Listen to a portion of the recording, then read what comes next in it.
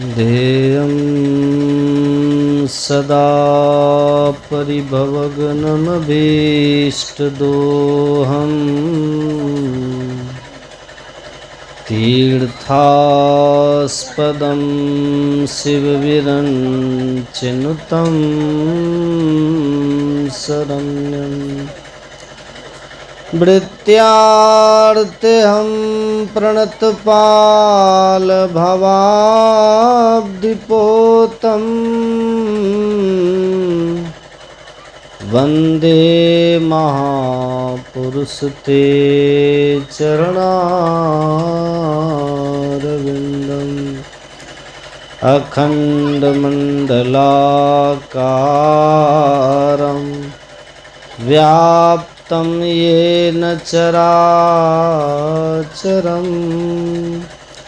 तत्पदं दर्शितं येन तस्मै श्री गुरुवे नमः। तस्मै श्री गुरुवे नमः। बंदो गुरुपद कंज कृपा सिंधु नर रूप हरि महामोहतम पुंज जासु वचन रवि करनी कर। धन्य धन्य सदगुरु सुखद महिमा कही न जाए।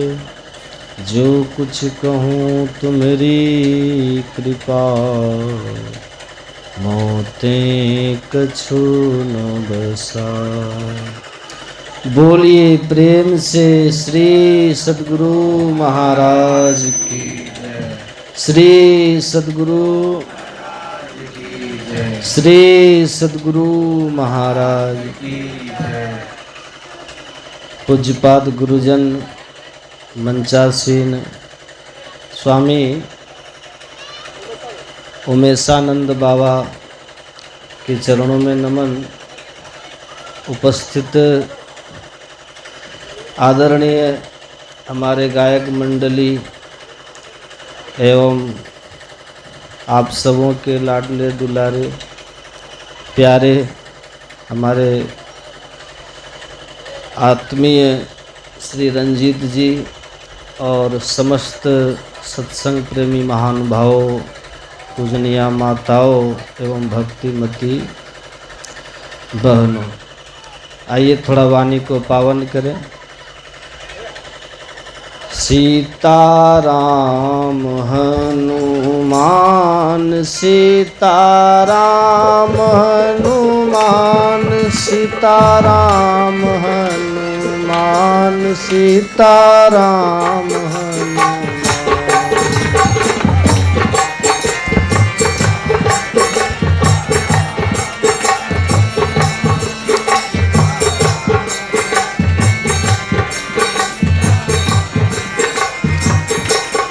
सीताराम हनुमान सीताराम हनुमान सीताराम हनुमान सीताराम हनुमान।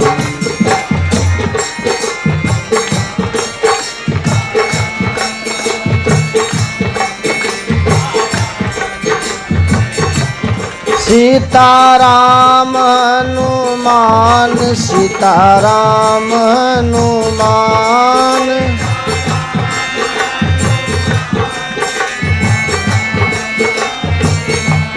सीताराम हनुमान सीताराम हनुमान।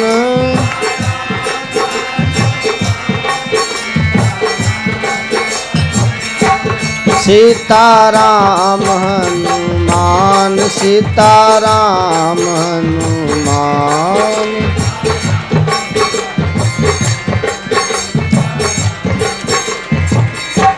सीताराम हनुमान सीताराम हनुमान सीताराम हनुमान सीताराम हनुमान।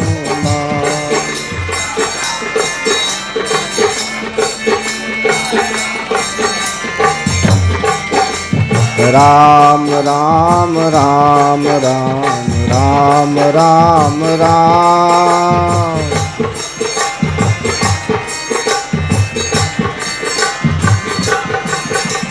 राम राम राम राम राम राम राम।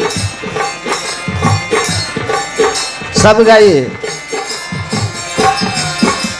हे नाथ भूलू नहीं राम राम राम।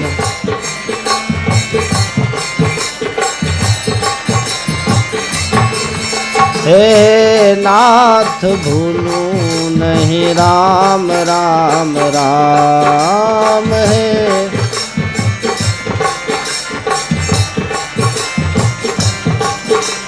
राम राम राम राम राम राम राम।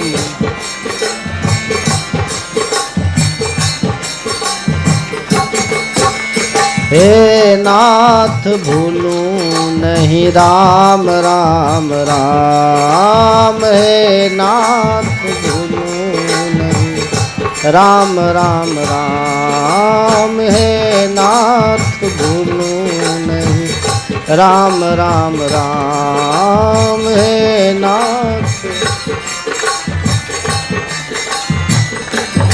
बोलिए प्रेम से श्री सद्गुरु गुरु महाराज की असीम कृपा से हम लोग संत मत सत्संग में बैठे हुए हैं। संत मत सत्संग के द्वारा ईश्वर भक्ति का प्रचार प्रसार किया जाता है और यहाँ पर हमारे आदरणीय सुधीर पंडित जी उनके द्वारा यह सत्संग रखा गया है। उनको बहुत बहुत साधुवाद है। आपके माध्यम से यहाँ पे सत्संग हो रहा है जिसमें रात्रिकालीन का सत्संग है और हमारे स्वामी हमारे पूज्य वासुदेवानंद बाबा ये सत्संग मंदिर का यहाँ निर्माण किया गया है। देखिए सत्संग मंदिर क्या है, एक टापू है। जैसे बाढ़ आता है ना, बाढ़ टापू मिल जाता है तो सुरक्षित हो जाता है आदमी, उसी प्रकार सत्संग मंदिर क्या है, एक टापू है। जो संसार में व्यग्र व्यक्ति है, टेंशन युक्त जीता है, सत्संग मंदिर में आने से उनको शांति मिलती है। सत्संग में मंदिर में आएंगे तो शांति मिलेगी। इसलिए सबको सत्संग मंदिर आ करके वहाँ का ध्यान सत्संग में भाग लेना चाहिए। ये गुरु महाराज की बहुत अनुग्रह है, कृपा है, जो यहाँ मंदिर बना दिए हैं बाबा। और उसमें विशेष योगदान हमारे अभी कर रहे हैं रंजीत जी और सब ग्रामवासी मिलकर के उसका निर्वहन कर रहे हैं गुरु महाराज की कृपा से। देखिए बगैर ध्यान के कुछ नहीं होता है। गुरु महाराज की वाणी में है, ध्यान बिनु नहीं शांति मिली है। लोग हो कितनों गिरे, कितना भी आदमी आबे, मन प्रतिष्ठा हो, सम्मान मिले, लेकिन ध्यान अगर नहीं करेंगे तो कुछ होने वाला, कुछ हाथ आने वाला नहीं।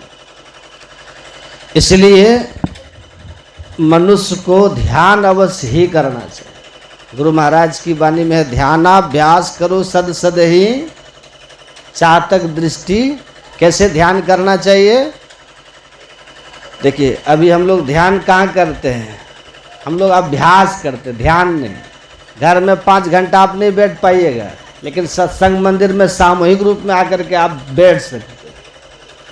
घर में थोड़ा सा आलस आएगा फिर सो जाइएगा, लेकिन सामूहिक सत्संग मंदिर में आप ध्यान कीजिएगा तो वहाँ सोने का कल्पना भी नहीं कर सकते, है कि नहीं? तो ये अभ्यास का जगह है सत्संग मंदिर। तो ध्यान सत्संग कीजिए मंदिर में आकर के। एक राजा थे विक्रमादित्य, नाम सुने? राजा विक्रमादित्य बहुत ही वीर राजा थे, बहुत ही पराक्रमी राजा थे। ध्यान से सुनिए। भारतवर्ष में उनका नाम बड़े ही श्रद्धा बड़े ही भाव से लिया जाता है। राजा विक्रमादित्य, ये विक्रम संवत है ना, उन्हीं के नाम से चलता है। ये जो विक्रम संवत चलता है उन्हीं के नाम से चलता है। बड़े महान राजा हुए। तो राजा विक्रमादित्य अपने सभा में बैठे थे, दरबारी बैठे थे, अन्य लोग वहाँ सब बैठे थे। तो बहुत लोगों की एक भावना होती है कि राजा से जब भेंट करने जाएं तो खाली हाथ न जाए, होता है ना कुछ लेकर जाएं। राजा जोगी पेखना, खाली हाथ न देखना। कोई फल, कोई फूल, कोई कुछ उपहार लेके जाता, और फिर राजा भी कुछ न कुछ सब कुछ देते, कुछ न कुछ सबको। एक बार एक सन्यासी, एक फकीर, एक संत जंगल से विक्रमादित्य से मिलने चले। अब वो फकीर थे, सन्यासी थे, पास में कुछ था नहीं। एक अजीबो गरीब फल तोड़ लिए जंगल से, देखने में बिल्कुल काला काला अजीबो गरीब सा फल था। साथ उन्होंने वही फल ले लिया और राजा के पास जाकर के राजा को भेंट किया। राजा ने फल को देखा, संत को देखा। राजा ने सोचा ये बड़ा ही साधारण फल है, इसके लिए इतना दूर से ही फकीर चल के आया, ये तो बहुत ही साधारण फल है, ये खाया भी नहीं जा सकता। इसलिए वो अनमने भाव से वो फल लेकर के, बगल में उसका मंत्री बैठा था, मंत्री को पकड़ा दिया, लो कारक हो। मंत्री भी सोचता है इतना दूर से ये 10 किलोमीटर पैदल चल के आया, यही सड़ा हुआ फल देने के लिए। मंत्री ने भी उसको ले जाके खाने में फेंक दिया। संत को देखकर राजा ने कहा ठीक है आप आए हैं तो बहुत अच्छी बात है, भोजन पानी करके जाना। संत चले गए, लेकिन संत को लगा कि आज जो मैंने उपहार दिया, भेंट किया, मुझे रोज देना चाहिए। अब वो प्रतिदिन जंगल से वही फल तोड़ के आता और राजा को देता। राजा भी सोचते क्या पागलपन है, वही सड़ा हुआ फल लेके रोज पहुंच जा रहा है। लेकिन राजा कुछ कहता नहीं था, सोचता था एक सन्यासी, एक संत है, कुछ कहने की जरूरत नहीं, चलो ठीक है आने दो। और राजा भी वो फल मंत्री को दे देता, मंत्री फिर उसे तह खाने में फेंक देता। इसी तरह से काफी लंबे समय से ये प्रक्रिया चलने लगी।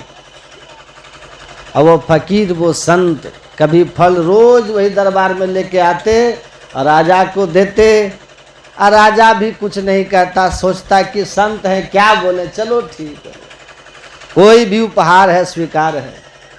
लेकिन वो ज़्यादा उसमें दिलचस्पी नहीं दिखा रहा था। राजा को उस उपहार में कोई ध्यान नहीं था, उसके प्रति कोई रुचि नहीं थी, कोई उत्सुकता नहीं थी। जब कोई बहुत बढ़िया उपहार देता है तब आदमी को रुचि होती है देखने की। जब कोई साधारण उपहार आपको दे दे तो आप उसको बढ़िया से देखते नहीं, साइड कर देते हैं। राजा को भी लगा ये काला कलूटा फल पकड़ के ले आया है, क्या देखना है। लेकिन संत ने भी नियम बना लिया कि मुझे रोज ये फल राजा को देना है। इस तरह से वो प्रतिदिन सुबह आता, राजा को फल देता, चला जाता, बदले में कुछ लेता भी नहीं था। राजा कुछ देना भी चाहता था तो संत कुछ लेते नहीं थे। इस तरह से वो प्रतिदिन एक नियम बना लिया संत ने, और जंगल से जब वो चलते एक फल तोड़ते और वही काला सा फल ला करके राजा को देते और चले जाते। बदले में राजा कुछ देना भी चाहते, वो लेते नहीं थे। ऐसे ही करते करते काफी लंबा समय निकल गया, बहुत ज़्यादा समय। लेकिन संत ने अपना नियम नहीं छोड़ा, वो प्रतिदिन वो फल ला के राजा को देते। अब तो राजा भी परेशान हो गए कि ये पागल हो गया महात्मा, अरे लाता भी तो सेब केला अमरूद लेके आते, पता नहीं कौन सा काला सा फल ले आता है जो खाया भी नहीं जाता, कोई खा भी नहीं सकता। और उसने कभी ट्राई भी नहीं किया, कोशिश भी नहीं किया कि चलो कोई फल है तो इसको देखा जाए, कभी इसको चेक किया जाए। वो पहले ही समझ लिया तो गंदा ही होगा, खराब ही होगा, फेंक दो इसको। लेकिन मंत्री उसको बाहर नहीं फेंका, नीचे तहखाने में डाल देता था।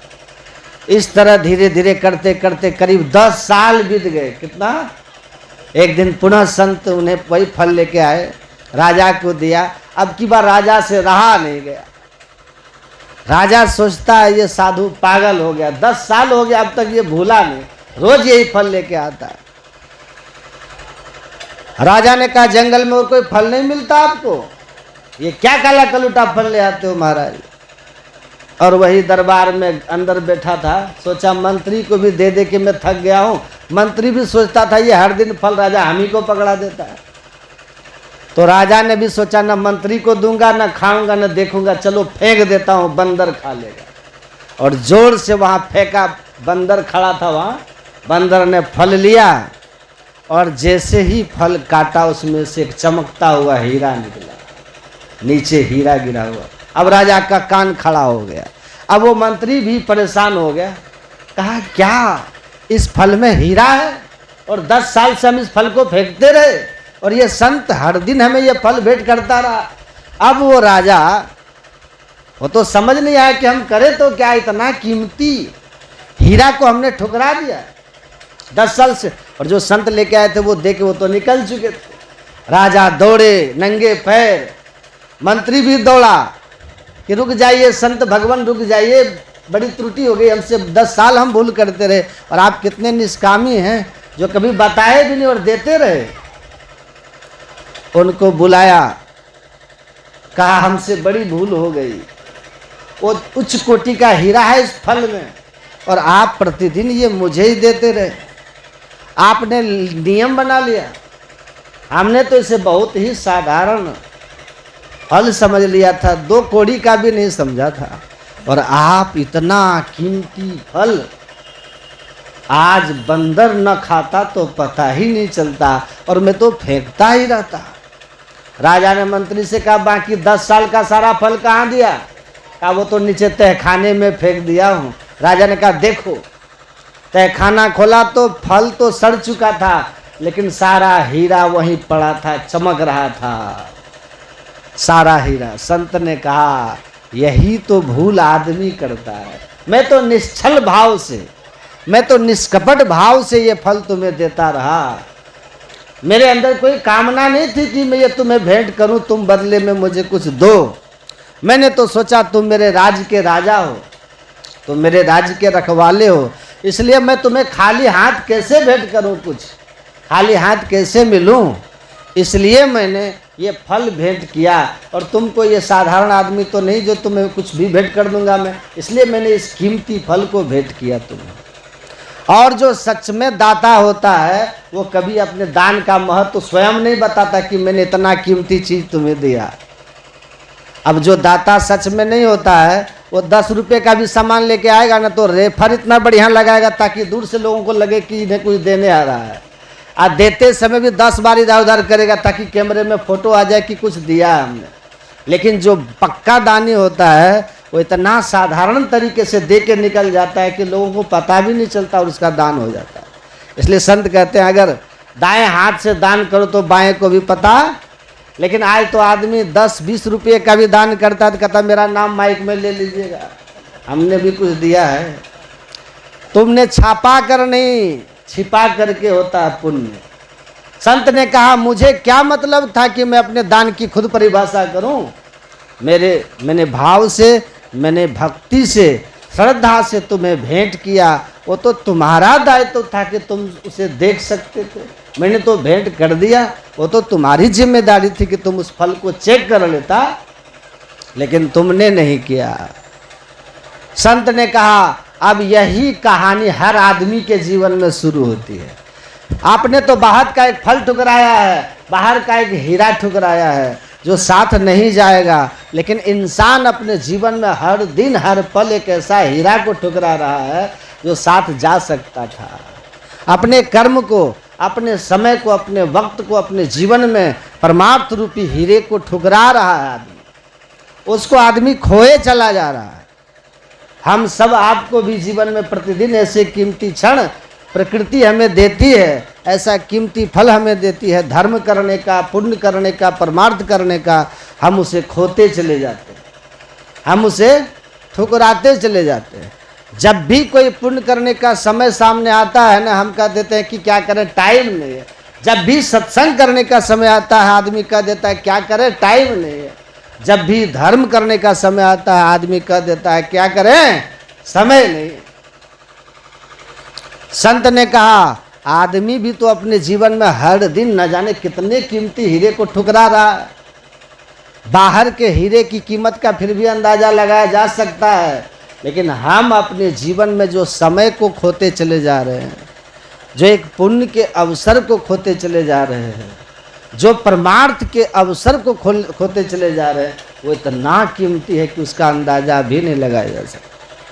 लेकिन लोग समस्या है कि बाहर की कीमत का हमें अंदाजा हो जाता है, बाहर की कीमत को हमने महत्व दिया है, और जो जीवन में भीतर जिस कीमत की बात संत करते हैं हमने उसको महत्व ही नहीं दिया।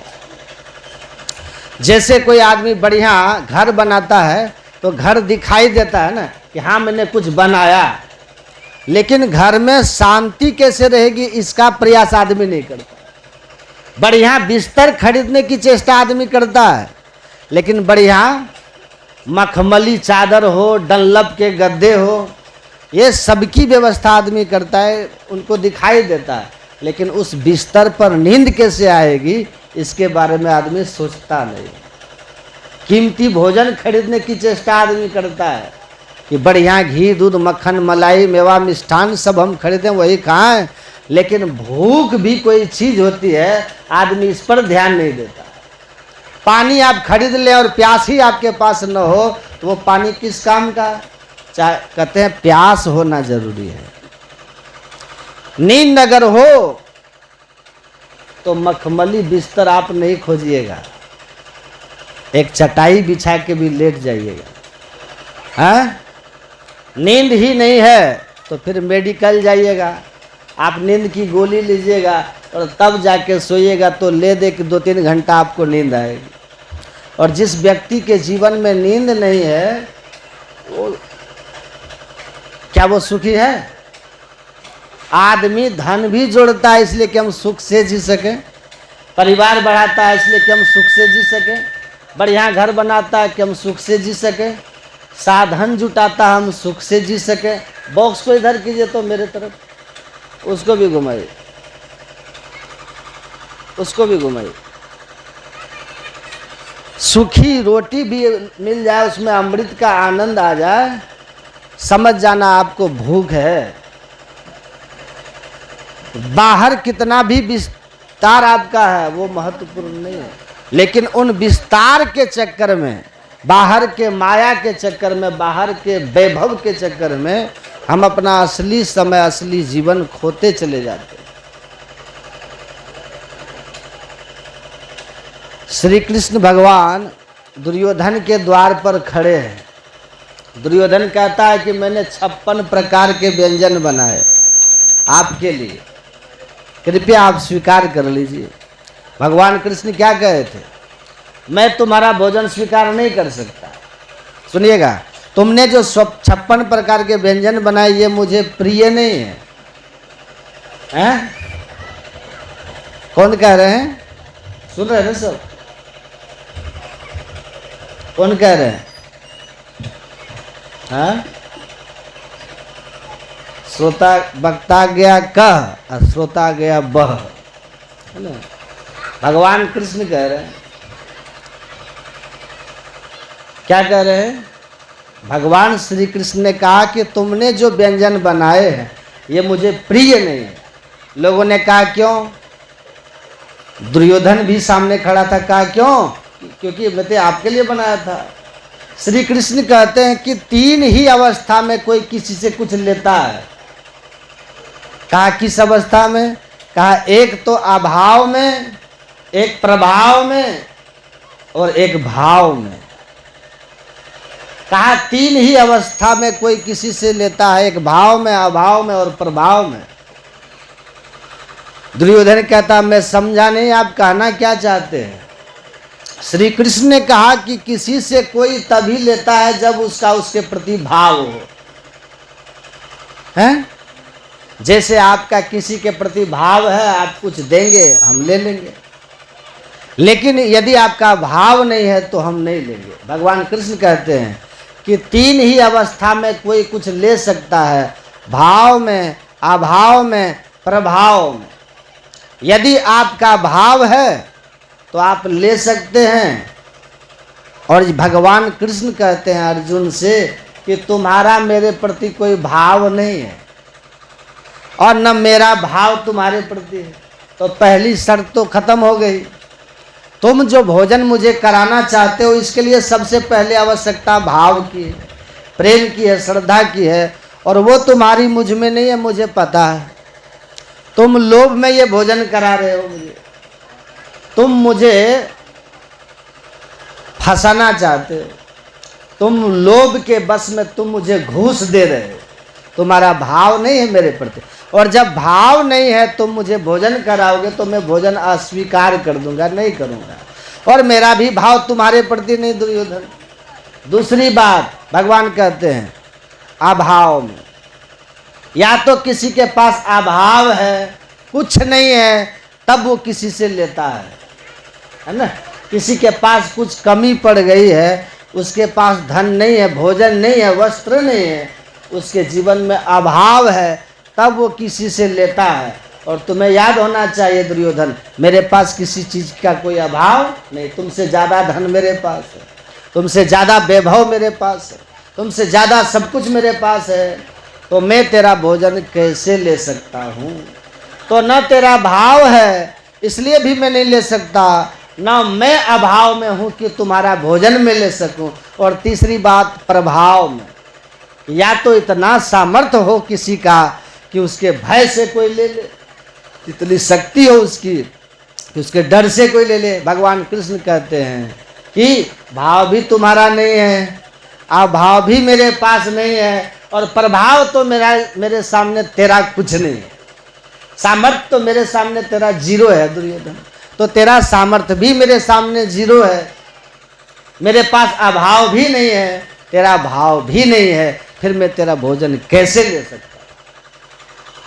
कोई उपाय नहीं।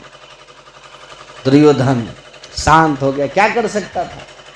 दूसरी बात भगवान कहते हैं कि तुम जो भोजन मुझे करा रहे हो कर भी लेता मैं, और निश्चय ही तुमने बड़ी मेहनत से बनवाया है, लेकिन तुम्हारे भोजन में अहंकार की गंध समाई हुई, तुम्हारे भोजन में अहंकार है, विकार है। तुमने सिर्फ भोजन नहीं बनाया, उसमें तुम्हारा घमंड है शामिल, और जिस भोजन में अहंकार समाया हो वो भोजन कभी कृष्ण कर ही नहीं सकता, क्योंकि वो कितना भी कीमती हो वो मुझे तृप्त नहीं कर पाएगा। और फिर भगवान कृष्ण कहाँ जाते हैं, विदुर के घर, और वहाँ क्या खाते हैं, साग और रोटी। और साग रोटी खाकर भगवान क्या कहते हैं कि जो आनंद मुझे इस साग और रोटी में आ रहा है वो तो अमृत में भी नहीं है। सोचिए कारण क्या है, क्योंकि वहाँ प्रेम है, वहाँ उस भोजन में श्रद्धा है, भक्ति है, समर्पण है। विदुर जी की पत्नी ने जो भोजन भगवान कृष्ण के लिए बनाई उसमें भले ही वो साग रोटी है, लेकिन उसमें उनकी भक्ति समाई, उसमें उनका प्रेम समाया हुआ। इसलिए संत कहते हैं माताओं से कि आप जब भोजन बनाओ घर में तो उसमें दाल, तेल, हल्दी जो भी आपको डालना है डाल दो। सब्जी में डालते हैं ना, तेल डालते हैं, नमक डालते हैं, मिर्च डालते हैं, मसाले डालते हैं। इसके साथ साथ एक डिब्बा और रखिए घर में, उस डिब्बा में थोड़ा प्रेम को रखिए और उसमें से थोड़ा प्रेम भी डाल दीजिए। अब सवाल है, हो सकता है प्रेम किसी डिब्बे में तो नहीं आएगा, ये भाव है कि जैसे वहाँ अपने मसालों का डब्बा रखते हैं वैसे एक भाव का डिब्बा अपने पास रखिए, एक प्रेम का डिब्बा भी रखिए। और जब भी भोजन बनाइए उसी भाव से बनाइए कि हम तो स्वयं भगवान के लिए बना रहे हैं, हम तो स्वयं गुरु परमात्मा के लिए बना रहे हैं। और उस भोजन में आप श्रद्धा को भी शामिल कीजिए, प्रेम को भी शामिल कीजिए, उसमें भक्ति को भी शामिल कीजिए। और जिस दिन आपने भोजन को श्रद्धा, भक्ति और प्रेम से बना दिया उस दिन आपकी रोटी भी उस दिन अमृत से ज़्यादा मीठी लगेगी।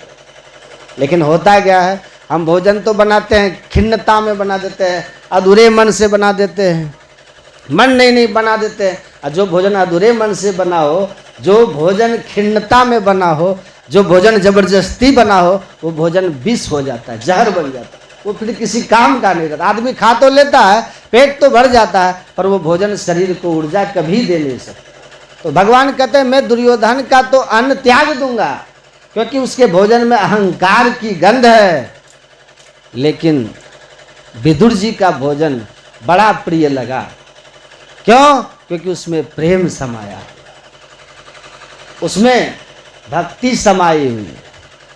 तो हम अपने जीवन में बाहरी चीजों का महत्व दे देते हैं जिसका ज्यादा अर्थ नहीं है, लेकिन जो भीतर होना चाहिए प्रेम, जो भीतर होना चाहिए श्रद्धा, समर्पण, भक्ति, जो भीतर होना चाहिए परमार्थ की भावना, धर्म की भावना, वो हम कर नहीं पाते। बाहर सब कुछ कर ले जाते हैं, बाहर सारा विस्तार कर ले जाते हैं, लेकिन जब धर्म की बात आ जाती है, परमार्थ की बात आ जाती है, तो आदमी का कदम पीछे हो जाता है।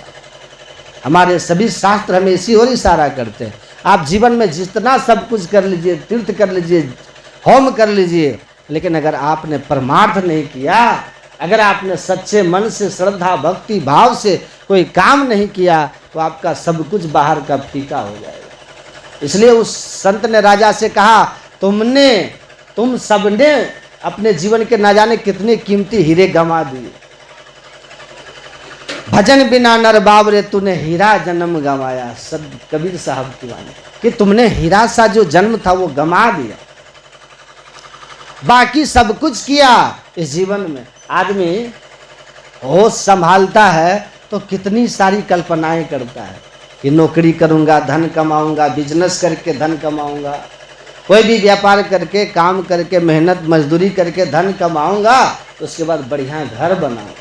हर आदमी का एक सपना होता है, एक अच्छा सा घर होगा, उसमें टाइल्स मार्बल बढ़िया क्वालिटी का लगवाऊंगा, उसके बाद एक बढ़िया मोबाइल खरीदूंगा, उसके बाद एक बढ़िया गाड़ी भी होनी चाहिए। बाहर के सारी तैयारी आपका ख्याल होता है, लेकिन संत कहते हैं कि आपने अपने कीमती समय को कभी भी धर्म में नहीं लगाया। ये कभी सोचा ही नहीं कि हमें कुछ परमार्थ भी करना है, ये कभी सोचा ही नहीं कि हमें धर्म भी करना है। सोचो अगर आपको ये सब बाहर सब कुछ करते रहे, बढ़िया घर बना लिया, बढ़िया दुकान बना लिया, बढ़िया मोबाइल खरीद लिया, गाड़ी खरीद लिया, और अचानक यमराज चला आए कि चलो तेरा समय हो गया, सोचो क्या ले जाओगे। संत कहते हैं हीरा जैसा समय चला गया। जब मौत का दिन आएगा तुम्हें याद हो कि न याद हो, जब मौत का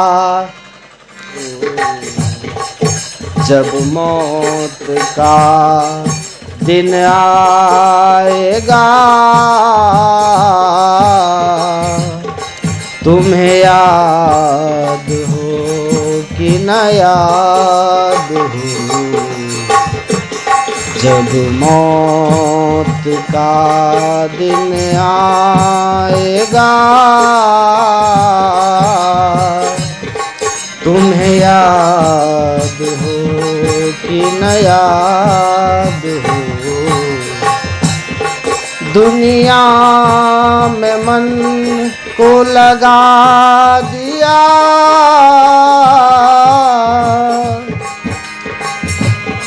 दुनिया में मन को लगा दिया,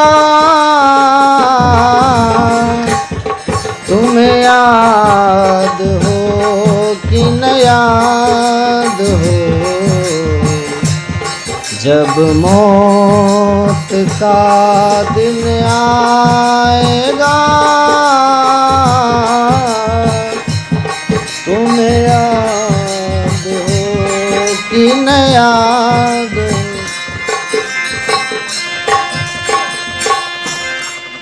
संत कहते हैं तुम्हें याद हो कि न याद हो, जब मौत का दिन आएगा। संत ने कहा सब कुछ कर लो, लेकिन ये तो तय है कि एक दिन यमराज आएगा, जीवन में मौत आ जाएगी। तब मौत पूछेगी कि क्या कमाया, कौन सी दौलत कमाया, तो आप क्या कहिएगा? ये रुपए पैसे कमाया। मौत कहेगी कहाँ है, आप कहिएगा बैंक में। मौत कहेगी और क्या कमाया, ये रिश्ते नाते कमाया, कहाँ है, कहा सब बैठा हुआ। फिर मौत पूछेगी क्या बनाया, फिर आप कहेंगे ये घर बनाया। मौत कहेगी अब तुम्हें मैं लेके चल रहा हूँ, साथ कौन जाएगा? तब आपको लगेगा कि बैंक में रह गया, परिवार भी मरघट तक रह गया, शरीर भी मरघट में जल गया, साथ तो कुछ नहीं जाना। तब लगेगा जन्म सब धोखे में खोए दिए। संत कबीर साहब कहते हैं जन्म सब धोखे में खोए दिए। जो कुछ किया था, बड़ा से बड़ा काम बाहर किया था, आज तब मालूम पड़ेगा कि सब कुछ व्यर्थ हो गया। यमराज जब सामने खड़ा हो जाएगा तब पूछेगा कि तुमने क्या कमाया। आप कहिएगा ये सारा विस्तार। यमराज कहेगा तेरा शरीर भी यही मरघट पे रहेगा। तब आपको लगेगा सब बेकार हो। तब संत कहते हैं अब पछताए होत क्या जब चिड़िया चुग गई। एक बहुत बड़े आदमी की इंटरव्यू आपको सुनाओ। रेमंड कपड़ा का नाम सुने? नाम सुने रेमंड कंपनी? ये माइक आपका मेरा चौपट कर दिया गला एकदम। क्या बोल? रेमंड कंपनी का मालिक नाम सुने ना? रेमंड कंपनी खरबों की कंपनी है। रेमंड कंपनी के मालिक जिन्होंने शून्य से शिखर तक कंपनी को पहुंचाया था, बाबूजी को लड़के धक्के मार के बाहर निकाल दिया। हेलो सोचिए, बाहर निकाल दिया फिर कमा दिया, लड़का मालिक बन गया। बाबूजी जाइए। उनका इंटरव्यू में सुन रहा था, वो कह रहे थे कि जीवन में उतना ही धन कमाया जाए जिससे जीवन का गुजारा हो जाए। यदि बेटा लायक होगा तो अपने लिए साम्राज्य बना लेगा, अगर नालायक होगा तो मेरी तरह घर के बाहर निकाल देगा। बोलिए श्री। इसलिए संत कहते अब पछताए होत क्या जब चिड़िया चुग गई खेत। तो अब तो समय निकल जाएगा। अब आप रुपए का बंडल भी दे दो मौत को कि थोड़ा 1 घंटा का समय दे दो, मौत कहेगी नहीं नहीं थोड़ा टाइम, 1 मिनट की भी मोहलत नहीं मिलेगी। 1 घंटा तो बहुत दूर की। जो समय आपको मिला था उसे आपने व्यर्थ गंवा दिया। मिला था समय, सबको मिला है, लेकिन जो समय मिला है उसमें आपने धर्म का चयन नहीं किया, उसमें आपने धन का चयन किया। जो समय आपको मिला है उसमें आपने कभी परमार्थ के बारे में नहीं सोचा, उसमें आपने संसार के बारे में सोचा, उसमें आपने सिर्फ बाहर के माया के बारे में सोचा। ये संसार परमार्थ के भाव से सोचता संसार को भी सेवा के भाव से, तो शायद कुछ पुण्य आपके कर्म में इकट्ठे हो जाते, खाते में जमा हो जाते, और हम तुम्हें सुख से सुकून से लेके जाते। लेकिन नहीं, आपने जीवन में सदैव बाहर और क्षणिक को चुना। आपने नश्वर को चुना, तुमने अनिश्वर को नहीं चुना, तुमने सत्य को नहीं चुना, तुमने बाहर के चीज़ों को चुना। जो तुम लोगे वही रह जाएगा। अरे ऐसे चीज़ को पकड़ो, ऐसी चीज़ का चयन करो जिसको पाते ही सब मिल जाता है। एक राजा ने घोषणा कर दिया कि जो भी मेरे राज्य में आएगा और जो जिस चीज़ को छू देगा वो उसी का हो जाएगा। सब लोग सोचे तो बड़ा ही सरल उपाय है, हम भी धनी हो जाएंगे। राजा ने कहा मेरे पूरे राज्य में मेरे सामने सारी जो कीमती वस्तुएं हैं, सभी कुछ जमीन के कागज से लेकर के हीरे सोने चांदी जवाहरात सब कुछ, ये नीलम पन्ना पोखराज जितने कीमती धातु और द्रव्य और पत्थर हैं वो सब यहाँ रखा जाएगा। दास दासियाँ रखी जाएंगी, भवनों के कागज रखे जाएंगे, जमीन के कागज रखे जाएंगे, सेना सिपाही रखे जाएंगे। जो जिसको छू देगा वो उसी का हो जाएगा। और राजा भी एक सिंहासन लगा के बड़े से मैदान में बैठ गया और सारी चीज़ें वहाँ लगा दी गई। अब सुबह से लोगों की भीड़ लग गई। कोई धन को छू रहा है, कोई सोना को छू रहा है, कोई हीरा को छू रहा है। कोई खेत का कागज छू रहा है, कोई घर के कागज छू रहा है, कोई सैनिक को छू रहा है, जो जिस चीज़ को छू रहा है वो उस राजा का, ठीक है जाओ तुम्हारा हो गया, तुम्हारा हो गया, जाओ ले जाओ। लेकिन उसी में एक छोटी सी बच्ची थी, वो धीरे धीरे दौड़े चली आ रही है। वो न हीरा छू रही है, न सोना छू रही है, न हाथी को छू रही है, न घोड़े को छू रही है। वो बाहर किसी चीज़ को ध्यान ही नहीं दे रही है, वो दौड़ी चली आ रही है। और दौड़ते दौड़ते बाकी दुनिया के लोग लगे हुए हैं बाहर सब कुछ छूने में, अन्य चीज़ों को पकड़ने में, और वो लड़की छोटी बच्ची दौड़ती हुई आई और राजा को ही पकड़ ली। कहा बस मैंने आपको ही पा लिया, मतलब पूरा राज्य मेरा हो गया। बोलिए श्री, मुझे बाहर का क्या चाहिए? हम बाहर जो भी पकड़ेंगे थोड़ा ही तो मिलेगा, बाहर जो भी छुएंगे थोड़ा ही तो मिलेगा। मैंने तो राजा को ही पकड़ लिया, अब राजा मेरा मतलब पूरा राज्य मेरा हो गया। हम भी वही करते हैं जो अन्य लोग करते हैं। वो लड़की जो की वैसा हम नहीं करते। हम इस दुनिया में जो बाहर की दौलत हम उसको पकड़ते हैं, उस एक अनीश्वर को, एक ईश्वर को, गुरु को हम नहीं पकड़ते, जिसको पकड़ते ही सब हमारा हो जाए। हम धन को पकड़ते हैं, दौलत पकड़ते हैं, जमीन को पकड़ते हैं, वस्तुओं को पकड़ते हैं, ये मेरा, ये मेरा, ये मेरा। और जब मौत आ जाती है, क्या तुमने गलत चीज़ पकड़ लिया तो अंत में तेरे से छूट जाना, क्योंकि ये जो शरीर तुम्हें मिला ये भी तेरा नहीं है। ये शरीर भी सिर्फ तुम्हें घर के रूप में मिला है और आप इसमें रह नहीं पाओगे। किराएदार हो मात्र, जैसे कोई आदमी किराए में घर लेता है ना, और जिस दिन मन आया किराएदार मालिक का, घर का मालिक का कि तुम खाली कर दो, खाली करना पड़ता है। उसी तरह ये शरीर भी तो किराए का मकान है। जिंदगी एक किराए का घर है, जिंदगी एक किराए का घर है, एक न एक दिन निकलना पड़ेगा। जिंदगी एक किराए का घर है,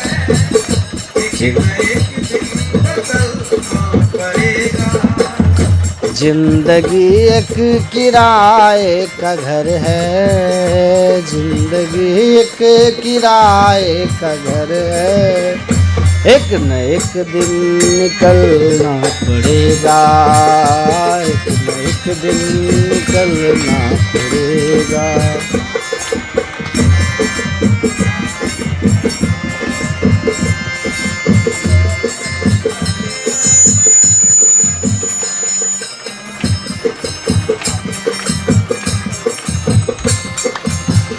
ये मोहब्बत ये जोश जवानी, चंद लम्हों की है कहानी। ये मोहब्बत चंद लम्हों की है कहानी, ये समा शाम तक देख लेना, ये समा शाम तक देख लेना, ढलते सूरज को चलना पड़ेगा। जिंदगी एक किराए का, एक न एक दिन निकलना पड़ेगा, एक न एक दिन।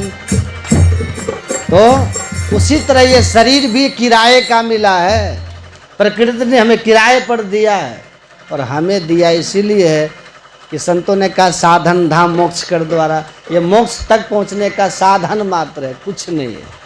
भवसागर से पार होने का उपाय मात्र है। लेकिन हमने इस शरीर को लगा दिया नफरत में, इस शरीर को लगा दिया घृणा में, इस शरीर को लगा दिया दुनियादारी में, इस शरीर को लगा दिया पाप में। संत कहते हैं जिसके लिए शरीर मिला था तूने वो काम ही नहीं किया, जिसके लिए ये शरीर तुम्हें मिला वो काम तुमने किया ही नहीं। इससे हो सारा काम किया जो तुम्हें नहीं करना था। उन्हीं सारे बंधनों से बचने के लिए शरीर मिला, ताकि पाप से मुक्त हो सको, ताकि धर्म में लग सको, पुण्य में लग सको, स्वर्ग तक पहुंच सको, मोक्ष पा सको। लेकिन आपने वो काम नहीं किया। तो जो पकड़ना था, जो ग्रहण करना था, उसे कभी ध्यान नहीं दिया, और उन सारे वस्तुओं को पकड़ कर तूने इकट्ठा कर लिया जो अंत में तुमसे छिन जाना है, छूट जाना है। लेकिन इसका पता कब चलता है? जब बिल्कुल मौत सामने आ जाती है, तब हमें हो सकता है कि हम तो पूरा समय गंवा दिए। जीवन खत्म हुआ तो जीने का ढंग आया, जब बुझ गई सम्मा तो महफिल में रंग आया। जब जीवन अब खत्म ही हो गया तब जीने का ढंग आ रहा है, और जब समा बुझ गई तब महफिल में रंग आया।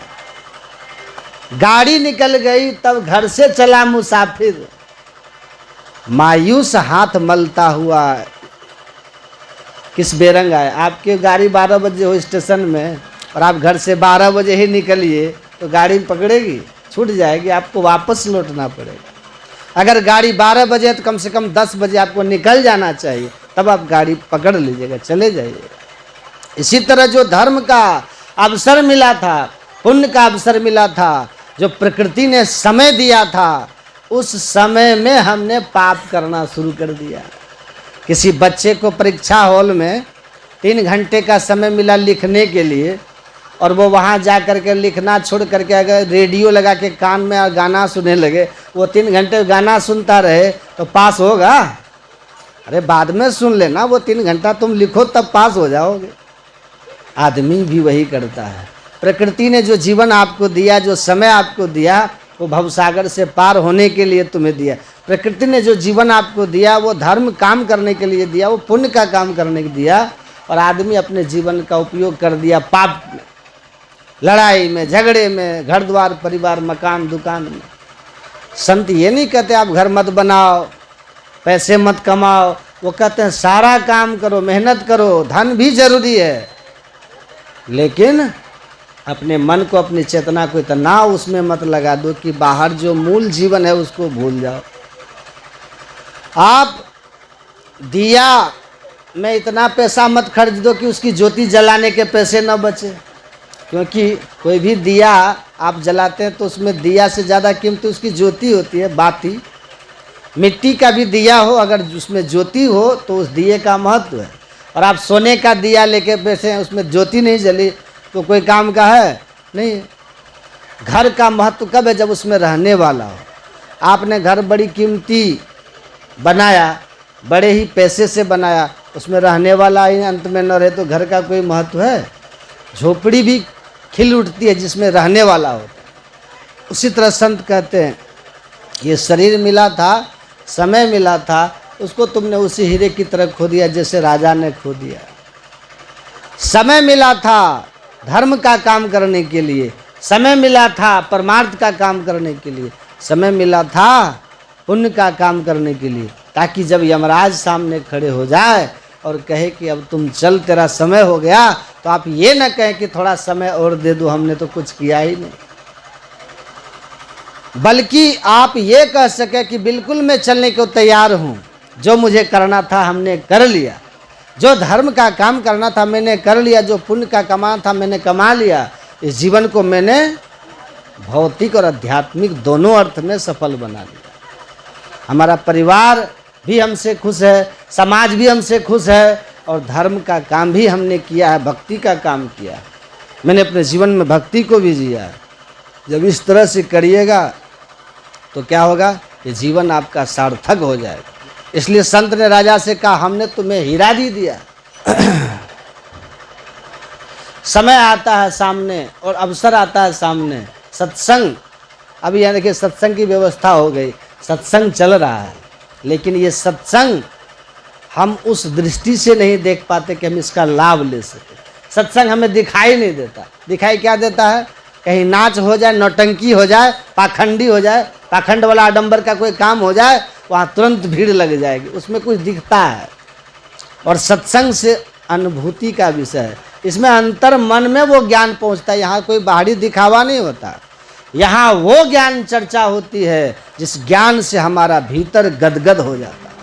बाहर तो छोटा सा संसार है, लेकिन भीतर जो प्रेम का संसार है, धर्म का संसार है, वो इतना विराट है कि पूरी दुनिया समा जाए। अभी तो भगवान कृष्ण अर्जुन से कहते हैं कि अर्जुन, 2 प्रकार का यज्ञ है। गीता में श्री कृष्ण भगवान बिल्कुल स्पष्ट कहते हैं कि 2 प्रकार का यज्ञ है, एक है द्रव्य यज्ञ और एक है ज्ञान यज्ञ। अर्जुन ने कहा दोनों में श्रेष्ठ कौन है प्रभु? भगवान कहते हैं द्रव्य यज्ञ पहली प्रक्रिया है, जिसमें जौ तेल घी तुम डाल के हवन करते हो।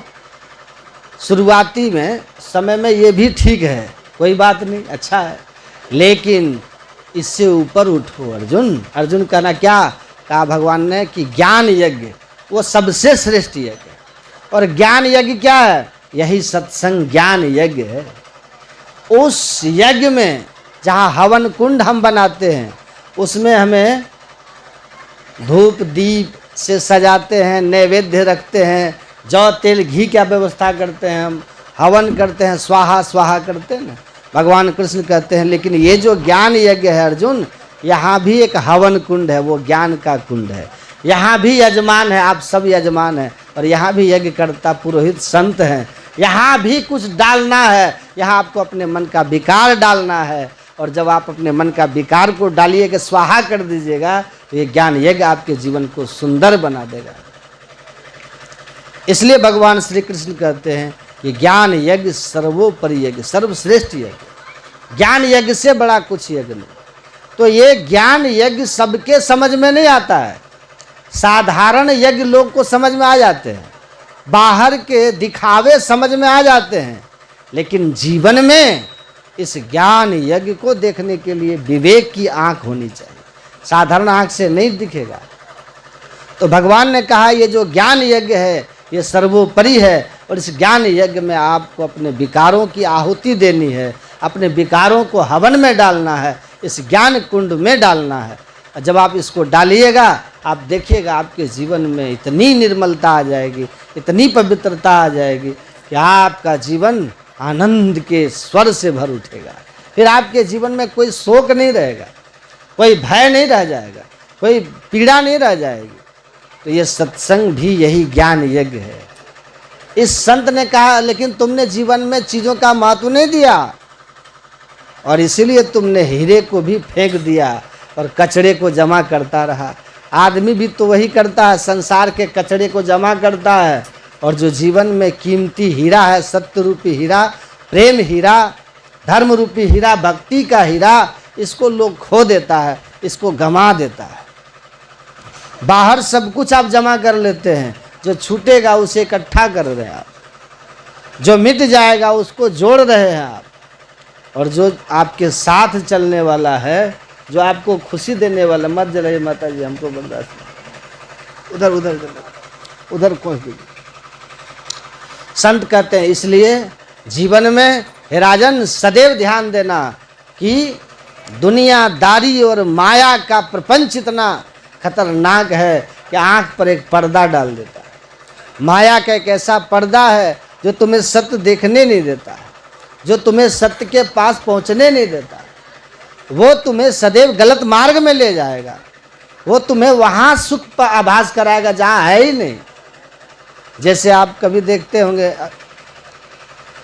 जब एक गर्मी रहेगी, चिलचिलाती गर्मी अभी वाला, नदी में कई बार सड़क में भी आप देखिएगा, जब दूर तक देखिएगा तो कहीं आपको पानी नज़र आएगा, वहाँ पानी होता नहीं है, वो दिखता बस है। ऐसे ही नदी में आप दूर तक देखिएगा ना, लगेगा वहाँ पानी है, लेकिन वहाँ पानी होता नहीं है। ऐसे ही जो सड़कें होती हैं उसमें दूर तक आप देखिएगा, लगेगा कि कहीं पानी नज़र आ रहा है, वो पानी है नहीं, वो आभास हो रहा है। माया भी हमें संसार में दूर में आभास करवाती है। माया का जो पर्दा हमारे भीतर पड़ा है, आँखों पर पड़ा है, उसकी वजह से हमें संसार में सुख का आभास करा देता है। सुख है नहीं, वैभव का आभास करा देती है, और हमें लगता है वहाँ नहीं है, लेकिन आगे और बढ़ेंगे तो सुख मिल जाएगा, थोड़ा और आगे जाएंगे तो सुख मिल जाएगा, थोड़ा और अंदर घुसेंगे तो सुख मिल जाएगा। और जब वहाँ पहुँचते हैं वहाँ भी निराशा हाथ लगती है, वहाँ भी दुख हाथ लगता है। इसलिए संत कहते हैं बाहर माया तुम्हें सदैव आभास करा करके इतना अंदर घुसा देती है कि निकलना मुश्किल हो जाता है।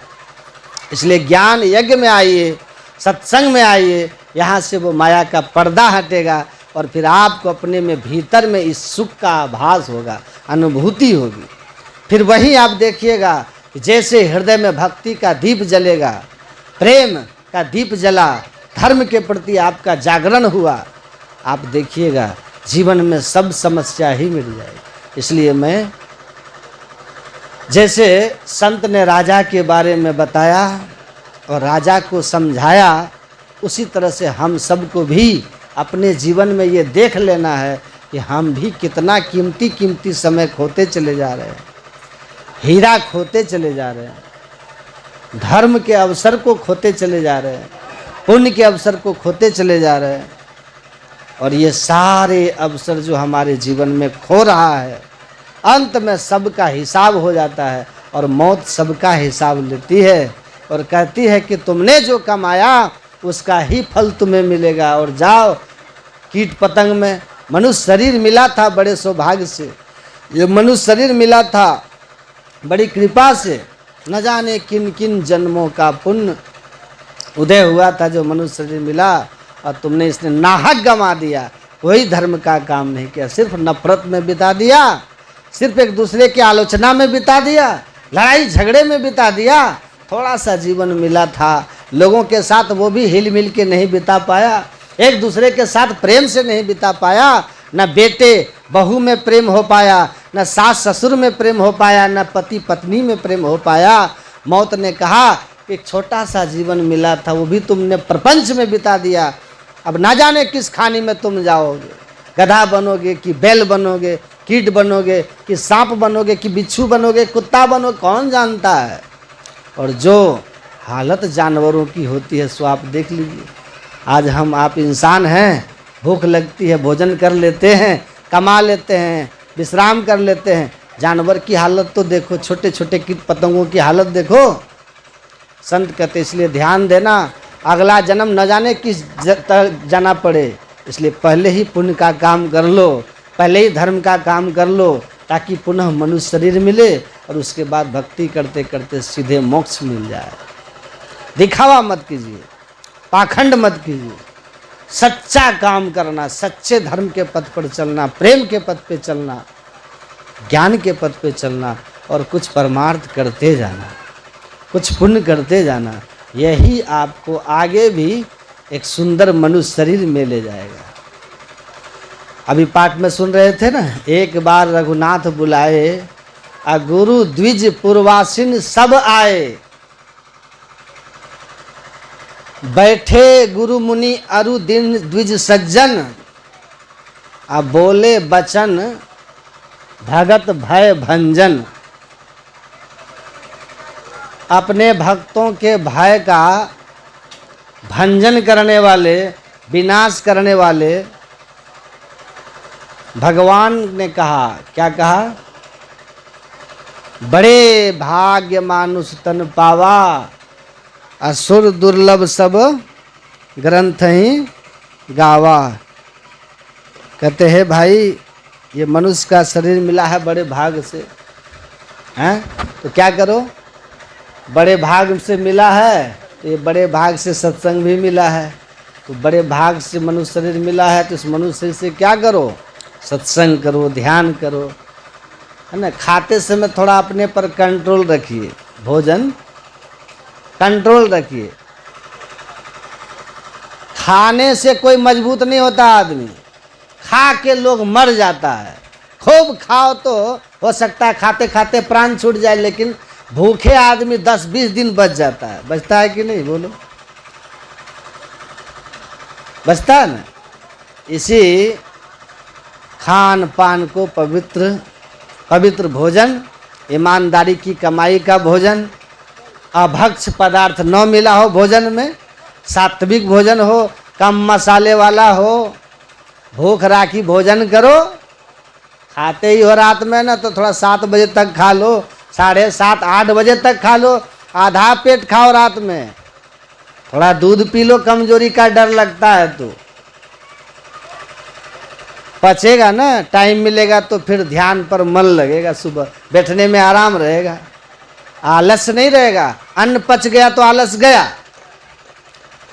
बैठिएगा ब्रह्म मुहूर्त में, एकदम आराम से ध्यान करने में आनंद आएगा आपको, है ना।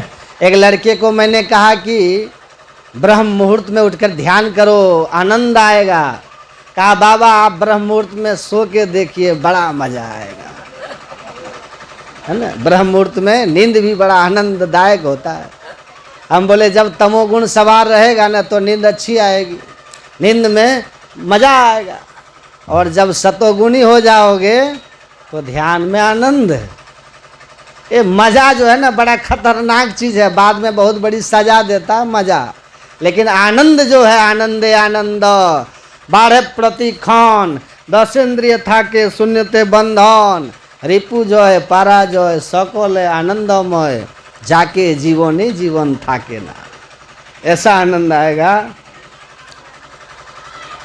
उसमें सजा नहीं आएगा। लेकिन आनंद जो है, आनंदे आनंद, भजन में होता आनंद आनंद, उसमें कोई सजा नहीं, और आनंद बढ़ते जाता है, बढ़ते जाता है, बढ़ते जाता है।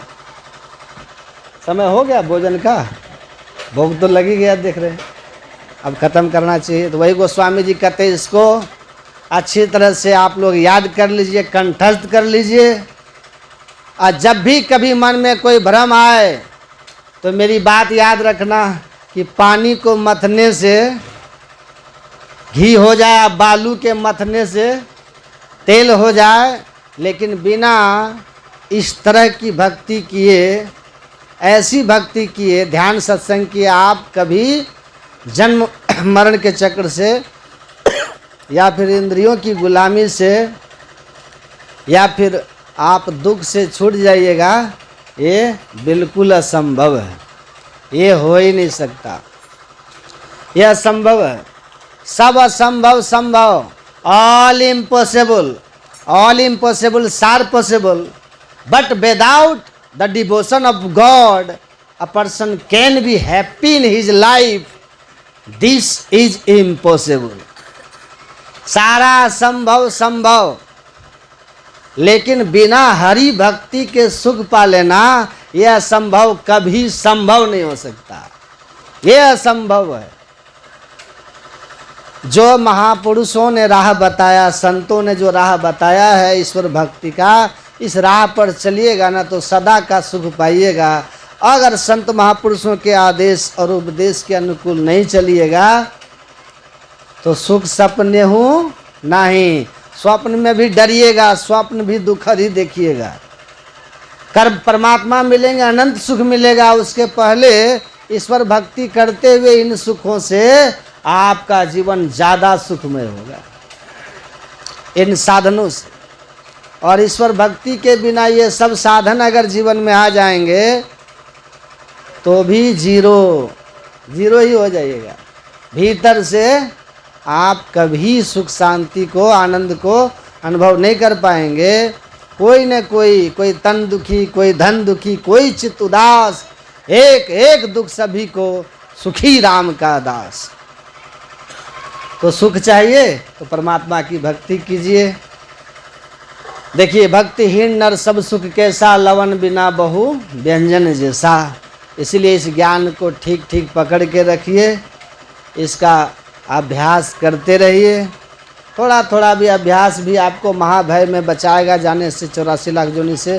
कहते उचित काम कर लेना, मानव तन मिला है बना अनमोल चोला है, बड़े जन्मों के बाद चोला पाया, देखो जी इसे दाग न लगे। गुरु गोविंद सिंह कहते हैं बहुत जन्म भटके हो अनेक जोनियों में, मानव जीवन मिला है दाग मत लगने देना।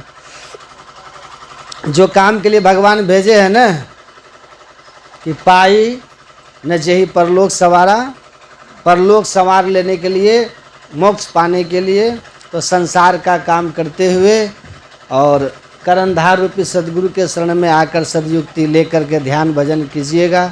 थोड़ा थोड़ा भी ध्यान भजन करते रहिएगा ना, ये संस्कार मनुष्य शरीर से गिरने नहीं देगा। कल के भरोसे मत रहिएगा कि कल करेंगे, कल कोई देखा है? कल कोई नहीं देखा है। इसलिए व्यवस्था और रक्षा संसार के लिए भी आपके लिए परमात्मा करेंगे, और शरीर के बाद परलोक की भी व्यवस्था वो आपके लिए उत्तम करेंगे। यह ऐसा शुभ अवसर है, इसमें आइए, सुनिए और डुबकी लगाते रहिए, अपने जीवन को बनाइए। तो नित्य नियमित सत्संग और ध्यान अपने घर पर करते रहिए। मंदिर है, आश्रम, वहाँ जाके कीजिए, है ना, लेकिन कीजिए, जरूर कीजिए। पाप कर्म से अपने को बचा के रखिए। सबका मंगल हो, सबका शुभ हो, सबका कल्याण हो। और गुरु महाराज की अहेत की कृपा आप सब पर बनी रहे। मैं यही शुभकामना प्रार्थना दुआ आप सब के लिए करता हूँ। बोलिए श्री सद्गुरु। जिन्होंने ये ज्ञान यज्ञ यहाँ कराया, क्या नाम है? सुधीर, हमारे आदरणीय सुधीर पंडित जी, आपका नाम है? अच्छा, तो उनके लिए भी मैं शुभकामना करता हूँ, उनके पूरे परिवार के लिए शुभकामना करता हूँ। जिनके जितने परिवार के सदस्य हैं सबके लिए दुआ प्रार्थना शुभकामना है। सबका मंगल हो, सबका कल्याण हो, इन्हीं शुभकामनाओं के साथ बोलिए प्रेम से श्री सद्गुरु महाराज।